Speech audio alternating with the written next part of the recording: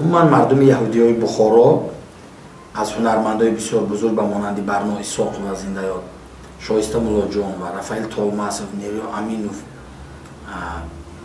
خودیان ملیکه اپا و پاریس کیمیاگرف یک کینو رژیسور بخواد بودند. این مردم یهودی بخارا برای صنعت تاجیک بسیار خدمت‌های بسیار شایان کردند و از آن جمله خود همین ملیکه خلندر و که در بسیار سفرها همراه بودیم گفتم که به ما الهام بخش بود. ما از همین دیدن ایجاد میکردیم. همون زلی تالار دوستی خلقای شهر تاشکند و بسیار یک کنسرت موفق ماندیم. 4 روز کنسرت دادیم. استاد جلبی مرادوف، ملیکه خلندر و بنده و دیگر هنرمندا بودیم. 4 روز بلیت نیست. سال چند؟ 84 85. بعد در سفر خوارزم یادم هست.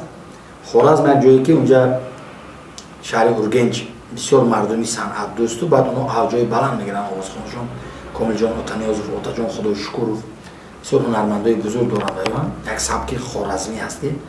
اینو قریب 300 سال قبل از این با زبان تاجیکی گپ می‌زدن با فارسی. حواسسته مرور زمان که اینو زبان ازبکی به خودشون گرفتن. یک صنعتشون یک صنعتی که با تماما فرق دارد از صنعت امروزی ازبکان.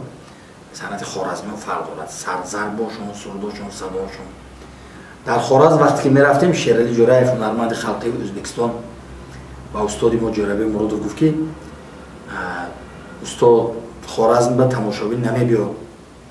اونجا بسیار مردمش تماشابینش بسیار نازک نرویتونم میشه.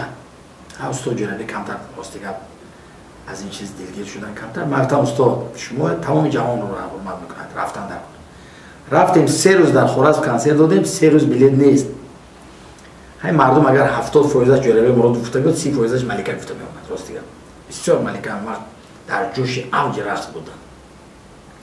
شوهرش در صحنه نغمه میکرد. ایلوشه دایره نواخته موی ملیکه درونی دایره بگرفته رقص کرده نواخته میومد. مردم الهامش میآورد.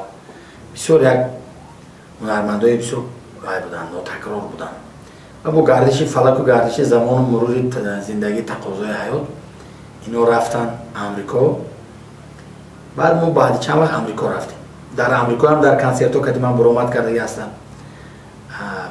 در توی ها در اونجا در توی یهودی های اونجا در این توی های تاجیکستان در سمرقند و بخارا در تاشکند ازبکستان تریتوریال هر کجای می رفتیم ملیکه یک مردم به ملیکه علاهیده توجه میکردن چون که رقص یک رقصی خدا نظر خدا داد بود. هم زرقص هنرش بلند شد.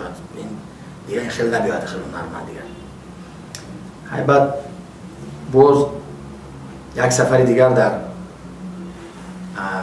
امریکا در شتات‌های متحده امریکا در جشن بابای رودکی 1150 سالگیشون ما از تاجیکستان رفتیم. گروه کلام در بینای سازمان ملل متحد بار اول کنسرت شد و در این کنسرت من شایسته مولاجان رو دعوت کردم. گفتم استاد شما معلم همچون فرزند تاجیکستان اومده برای رودکی 2-3 سرود میخوانید. خیلی موسیقی‌های یهودی هم دعوت کردیم اومدن و از آن جمله ملیکه اومد رقص کرد. بسیار یک برنامه خوشرو شد. البته کشورهای اسلامی رقص دیده کمتر و خسته خر کردن را آمدن. همون وقتی که رقص بود ما رفتن 5-6 نفر دیگری مردم همه لذت بردن و در امریکا هم در صحبت ها هر رفتگی ما ملیکه ما دعوت کرده یک پیاله چای میکنند به رستوران و یا خانه‌اش میشینیم. شوهرشون بسیار رفیقی نزدیک ما کرده همکارکای ایلوش ایسا جان گلگاروف بسیار هنرمندی بزرگ اون کسا دل صاف همین چخچخه آدمی که فقط خنده یا همین خیلی یک روزگاری بود و پسرشون ارتور بسیار یک رقاص خوشرو بود رقص میکرد. حاضر گفتن اکو رقص بس کرده است از این کار دست کشیده است. حاضر رقص نمیکنه. حاضر رقص نمیکرده است متاسفانه. یکی من هر سال اگر امریکا روم حتما اونجا اپای ملیکه رو میبینم. هنرمندای دیگر رو میبینم. آلبرت نورکالایف، رومان نورکالایف، روشل روبینوف، محبت شمایه و من هنرمندای یهودی بخوریم و یک پیاله چای میکنن کنسرت ها رو میبینن و همراهی میکنن اشتراک میکنن دستگیری میکنن. بالا که میگه محمد اسلامبای وقتی که آمدن اگه مثلا همه و آدم ترجمه پیشواز بگیرن در قهرمان استراتژی دیپلماسی داره سر بود اول دنیا رو برای خاطر زور وقتی ایتالیستان ما همه ایران دیده بودیم اگه همین خاطر ما همه که وقتی خودی ملکی بسیار خرمان بگیره بیشترش وقتی که رقص یعنی مایده بود حیران شدم جنبایی که گفتم